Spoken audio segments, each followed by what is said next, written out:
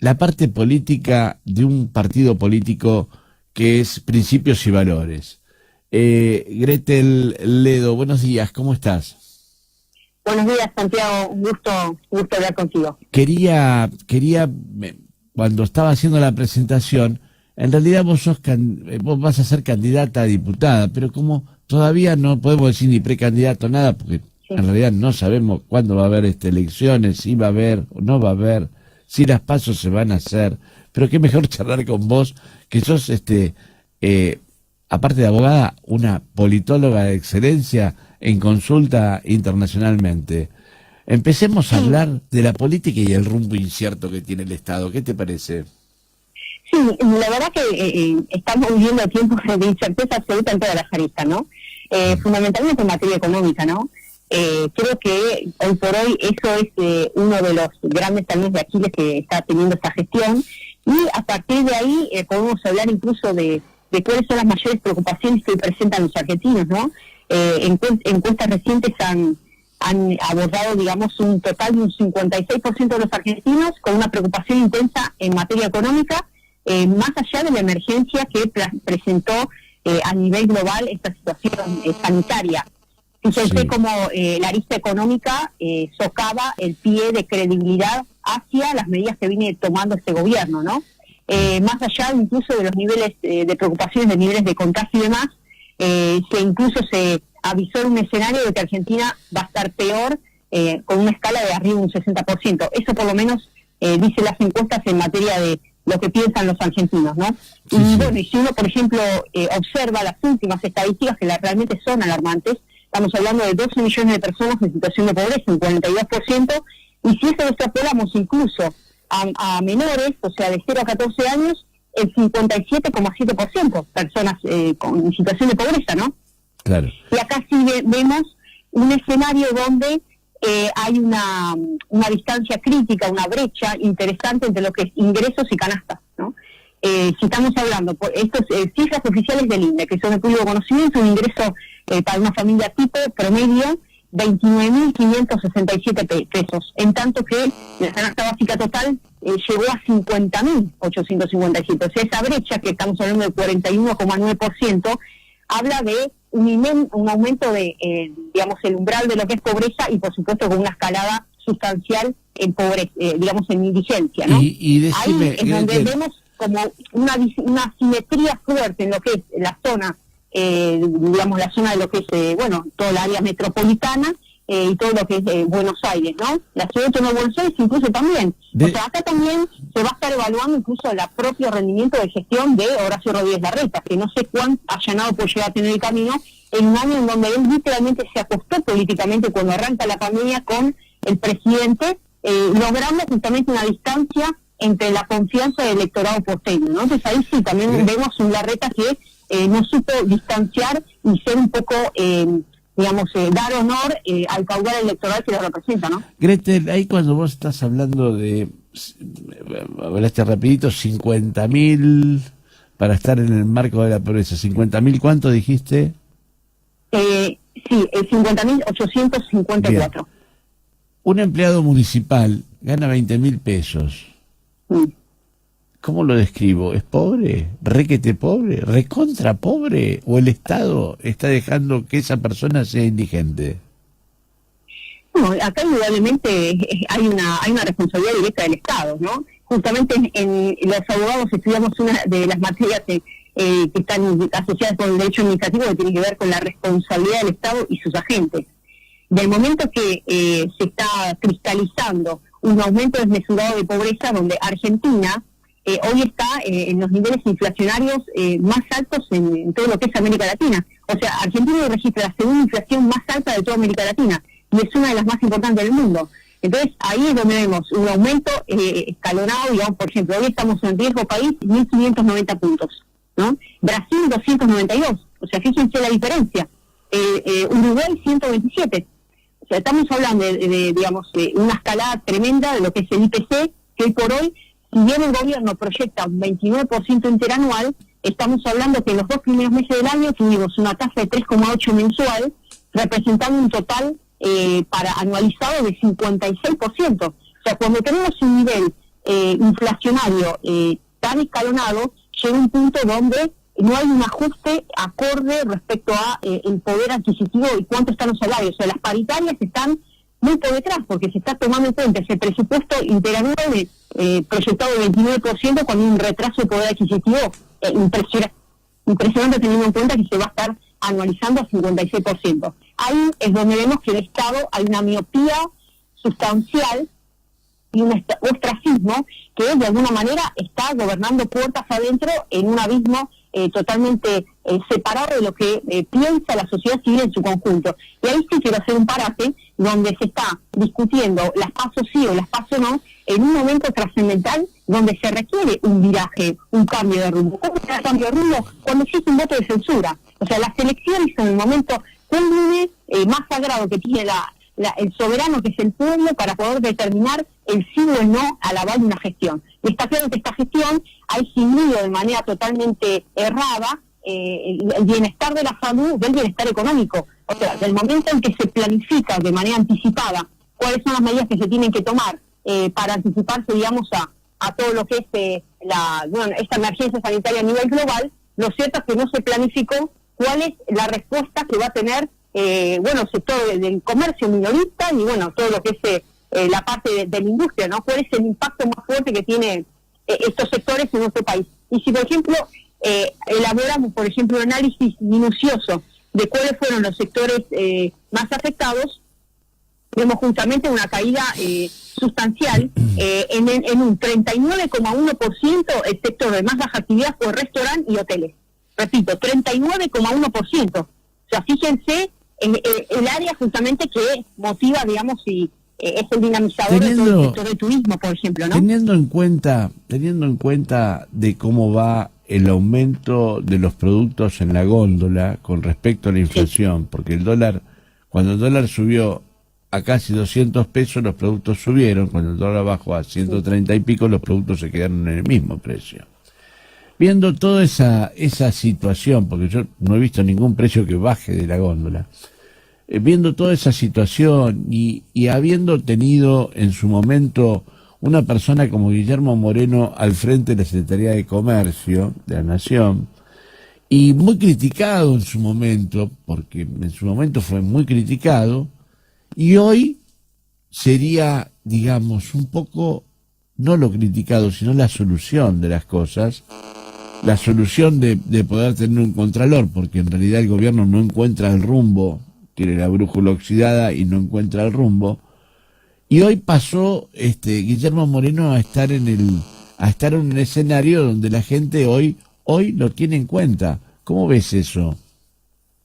Sí, a ver, acá está claro que se requiere un Estado presente porque hay una asimetría entre el precio que plantea justamente el productor, ¿no? De cómo sale, por ejemplo, un precio específico de un bien que se quiere comercializar, incluso del campo, y cómo llega a la góndola, ¿no? Entonces toda esa cadena de intermediación genera un traspaso que hay un aumento de un 70%. O sea, si vemos cuánto está en un sachet de leche de parte del productor agropecuario y cuánto está llegando a la góndola del supermercado, ahí vemos la necesaria presencia de un Estado que realmente esté fiscalizando, que esté controlando, ¿no? Que esté haciendo el poder de policía en una vista que hoy por hoy se requiere, digamos, el cumplimiento del famoso indubio pro consumidor, ¿no? O sea, el sector más débil en una relación contractual de consumo, tanto en bienes como en servicios, obviamente que es el consumidor, que es el usuario, ¿no?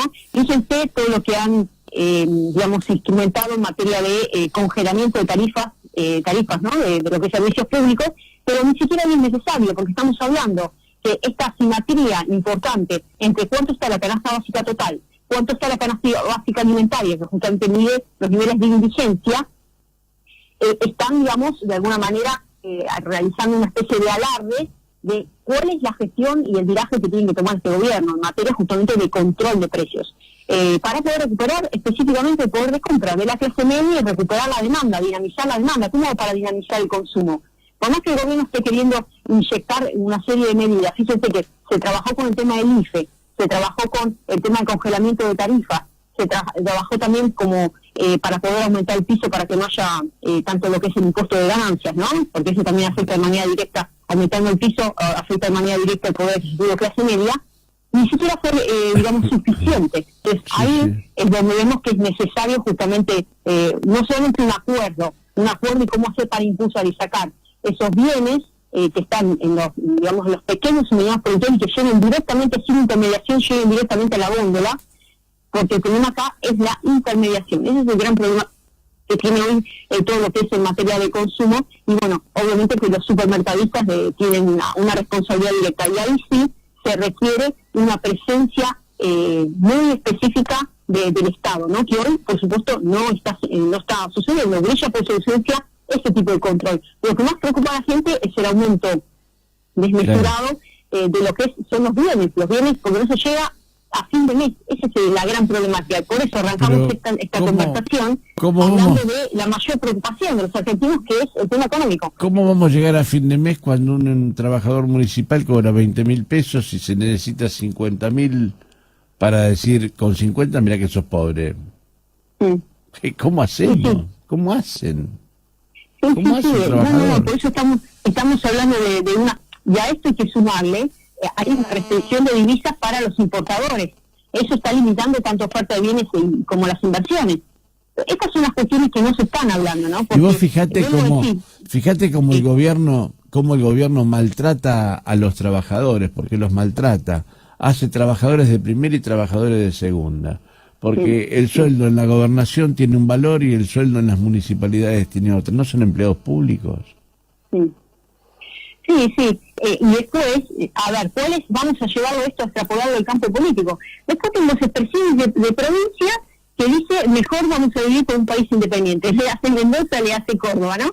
Entonces ahí es donde dice, momentito, acá, digamos, lo que nosotros estamos aportando a nivel jurisdicción, digamos, en materia provincial, estamos financiando con nuestros recursos, incentivando otras provincias que no están generando los recursos propios. Fíjense la folía, la locura que se llegó a este paradigma, esta, digamos, puesta en discusión de algo que es, desde el punto de vista, bueno, es traición a la paz, literalmente, pero se ha llegado a esta situación de sálvese quien pueda, donde vemos estas expresiones de Alfredo Cornejo, donde vemos también a un Schiaretti también, que plantea cómo se está abordando cuotas adentro de su provincia, y por qué nosotros tenemos que estar, digamos, gestionando, digamos, el fracaso, financiando con recursos nacionales incentivos de otras provincias que no están generando recursos propios. Para llegar a ese nivel es porque la torta es demasiado chica, ¿no? Entonces, llega un momento donde hay una distribución totalmente inequitativa, y acá la responsabilidad directa es del Estado central, o sea, del gobierno nacional, que obviamente no le da el lugar que se merece cada una de las provincias. Hay una situación donde se está marcando un rumbo de condiciones macroeconómicas que hoy se están imponiendo, y llega un momento que tampoco hay inversiones en provincias que requieren ese tipo de inversiones para grandes obras, bueno, de inversión en materia de energía, infraestructura y demás. Entonces, ese tire permanente que existe de manera histórica, no solamente profundiza el nivel de dependencia de las provincias hacia el gobierno central, sino que genera una división y un estado de secesión, que esto realmente es paradigmático en tiempos donde hay un mover a nivel internacional, fíjate, en España también, del separatismo. Claro.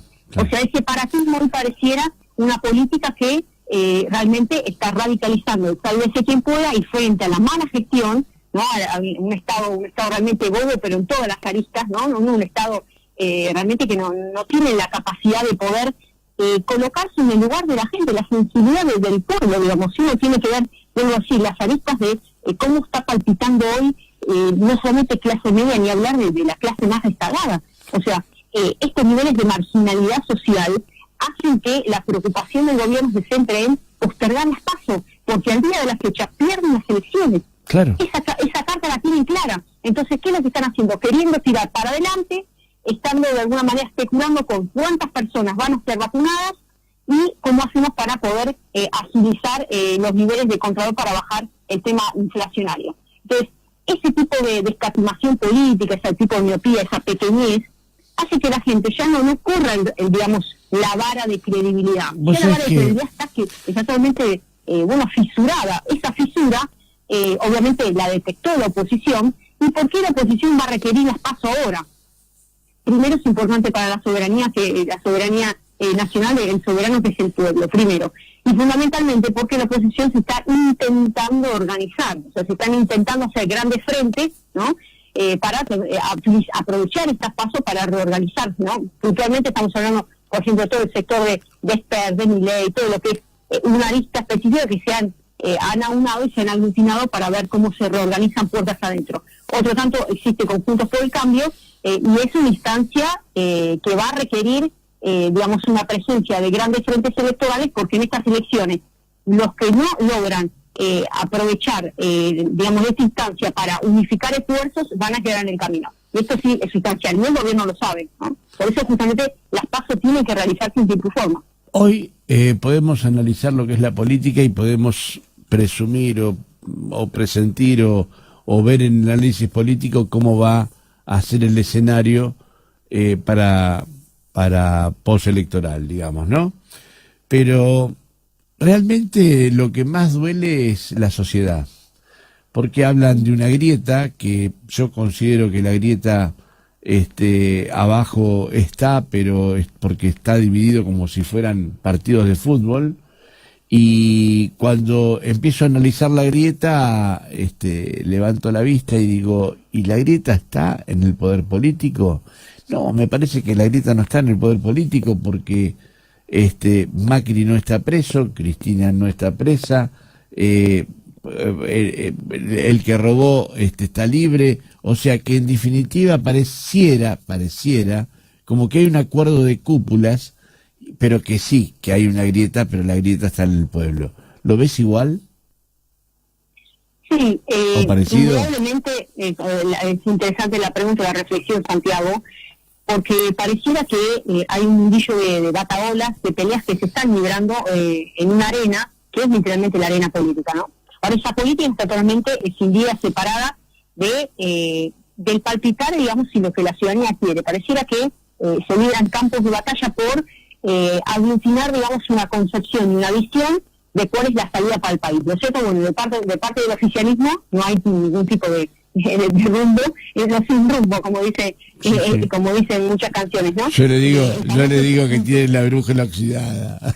Sí, exactamente. La brújula oxidada, pero yo diría que, a ver, los primeros meses de gestión, bueno, la verdad que uno le da, digamos, esa carta, digamos, de confianza, obvio, ese voto de confianza. Yo lo voté. Por supuesto, todos lo votamos, yo también lo voté, por supuesto. Sí, todos tuvimos ese voto de confianza inicial. Ahora, el tema es que en el caminar, digamos, no solamente el votante, sino la ciudadanía en su conjunto espera, digamos, un resultado, ¿no? Y eso claro, no se dio, eso no se cristalizó. Más allá de que exista este escenario de emergencia global que de alguna manera profundizó una crisis venía heredada, recesión económica y demás. Es escandaloso lo que está sucediendo hoy en el país, porque debo decir, esta batalla y esta comidilla se está librando en la esfera política. Entonces también, volvemos a decir, el divorcio constante que existe entre la sociedad civil y la sociedad política hacen que los propios políticos digamos, enfrenten esto bajo el desinterés hacia la cosa pública. Hay un desinterés desmesurado hacia la cosa pública donde la ciudadanía no se siente representada, digamos, ¿no? Sí, hoy el trabajador y trabajadora realmente no encuentra, digamos, en un gobierno que supuestamente tenía que ser de tinte peronista, no encuentra además ninguna expresión de la defensa de sus derechos. O sea, esta situación de que no se puede llegar a fin de mes, y otra de las cuestiones está vinculado al trabajo. Recuerden que el trabajo, uno de los puntos de las verdades peronistas, del punto justamente, a ver, estoy acá en pantalla como para recordarlo. El trabajo dignifica. Esto es así. Claro, exactamente. Bueno, lo quiero leer textual. En la nueva Argentina de Perón, el trabajo es un derecho que crea la dignidad del hombre, es un deber, porque es justo que cada uno produzca por lo menos lo que consume. En este punto, número 5, está vinculado a la dignidad. Pero esta situación, la dignidad, no combina a muchos políticos. Muchos políticos justamente se valen del clientelismo, se vale esta situación de asistencialismo, y pareciera que se están creando parches constantes. Bien. Ahora, el parche es justamente circunstancial, ¿no? Frente a una situación de emergencia. Ahora, cuando el parche se torna en algo cotidiano, cuando el parche ya no es la excepción, no es el estado de excepcionalidad subsidiario del rol político, sino la regla, es el principio general como una especie de axioma, como una categoría que se tiene que defender, y una especie de bandera que se está llevando adelante de parte de un gobierno, bueno, que no gestión. No hay gestión, no hay capacidad, no hay planificación. Yo La creo... ausencia de planificación y no hay diagnóstico, este es el punto. Porque vemos las cifras del INDEC y pareciera que no hay una corrección de rumbo. Eso es lo que a uno le preocupa. Analicemos esto. Ya que te tengo, te voy a sacar cubo. Analicemos esto. Vos fíjate. Nosotros necesitamos una reforma electoral para que se empiece a dignificar. Uno cuando habla de la dignidad del trabajo, ahora tenemos que ver cómo dignificamos al electorado.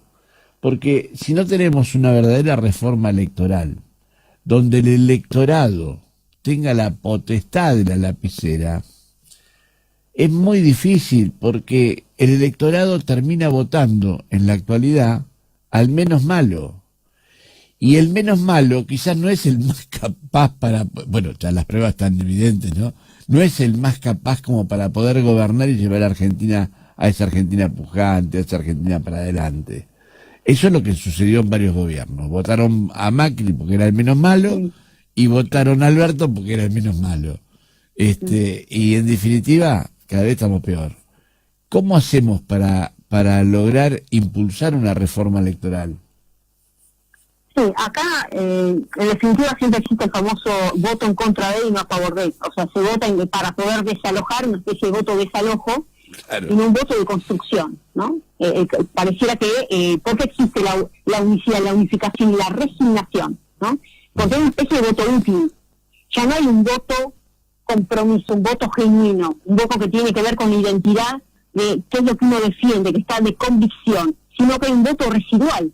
Y ese voto residual está montado en un escenario de, y por lo menos es lo menos malo, ¿no?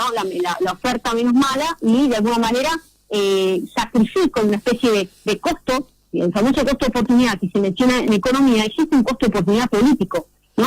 Que es el bien que quiero adquirir y que tengo que sacrificar un bien en pos de adquirir otro mayor, ¿no? Pero ahí lo tengo que sacrificar, un costo.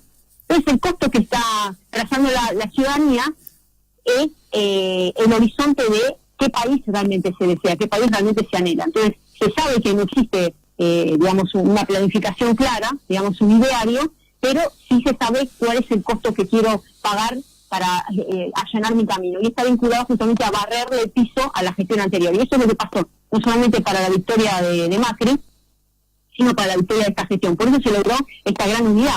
Ahora, esa unidad fue ficticia, fue una unidad electoral, una unidad agiotista y especuladora para un momento específico. Ahora, cuando llegó el momento, no solamente se ve una fisura al interno del propio frente, sino lo que es peor, entre la presidencia y la vicepresidencia. Entonces, si hablamos de un ejecutivo fisurado, si hablamos de un parlamento totalmente pintado, porque acá hay una cuestión, acá hay que estar plebiscitando, que es una de las propuestas que yo hago, hay que plebiscitar incluso la gestión de un parlamentario, que pareciera que uno vota estos 4 años y cuando llega el momento se sancionan leyes, se sancionan marcos normativos que tienen que ver con el fuero íntimo de las personas y a las espaldas de la concepción de la mayoría del pueblo argentino. O sea, si uno hace un sondeo de qué es lo que piensa el interior del país, incluso en general, en el país en general, es diametralmente opuesto a lo que se sanciona en el Congreso. Han pasado normas que realmente han avasallado derechos individuales, el fuero íntimo de las personas, de alguna manera regulando situaciones de la minoría, de sectores minoritarios, y los parlamentarios terminan siendo expresiones de sectores minoritarios de la política. O sea, ya no se está gobernando para las mayorías, sino se gobierna para esta exacerbación de derechos de las minorías. Entonces ahí sí es donde hay que realmente plebiscitar y colocar, cuando se habla de marcos normativos tan delicados, hay que plebiscitar, hay que colocar al soberano en el lugar que se merece. ¿Quién es el guardián de la Constitución? Esa es la pregunta final, filosófica. El guardián de la Constitución no es el Parlamento, no es el guardián de la Constitución es el pueblo. El pueblo, porque por hoy la Constitución se ha tornado una especie de derechos declamativos, totalmente enunciativos, y no se tornan en materiales, no se materializan los derechos, no son programáticos, ¿no? No son programáticos sino operativos, me refiero, ¿no? Se requiere una reglamentación y una regulación que supuestamente se tiene que dar desde el Ejecutivo a partir de este impulso, que convengamos que el 60-70% de las iniciativas nacen del Ejecutivo. De ahí se elaboran y se mandan a paquete cerrado del Parlamento. ¿Cuánto es el nivel de actividad que tiene el Parlamento? ¿Cuánto es el porcentual de dinamicidad que tiene el Parlamento? Es mínimo. Es mismo, o sea, las iniciativas realmente emanan del Ejecutivo. Ahora, cuando ese Ejecutivo está sordo, ciego y mundo, cuando realmente no hay un horizonte, entonces ahí es muy difícil cuando toda la vara está pasando por el Ejecutivo. Porque vuelvo a decir, las iniciativas nacen del Ejecutivo y son ingresadas, sea por Senado, sea por diputado. O sea, esto es una locura. Estamos hablando de una ausencia de división de poderes tajante. Gretel, te pido, vos sabés que los tiempos en radio son tiranos, tanto en radio como televisión. Gretel, te voy a pedir para ver si podemos hacer otra nota en el transcurso de la semana, porque creo que tenemos mucho para hablar, porque da para conversar esto y tenés una formación interesante para que la sociedad la vaya interpretando, más allá que sos una candidata a estar en la legislatura, ¿no? Que estaría bueno que nos representes a nosotros los argentinos. Gretel Ledo. Estoy ahora como candidata a diputada nacional por la Ciudad de Buenos Aires y es un lugar específico, bueno, que justamente todas las políticas a nivel nacional pasan por ahí, así que va a ser un lugar de disputa interesante. Doctora Gretel Ledo, muchísimas gracias por participar en Lectura Política en Realpolitik y quedamos abiertos como para poder charlar en el transcurso de la semana o otro día en la semana para poder seguir avanzando con toda esta, digamos, incertidumbre que nos permite la política a nosotros que estamos del otro lado del mostrador, ¿no? Sí. Gracias. Bueno, muchas gracias, Santiago. Gracias, Gretel. Gracias. Que tengan linda semana.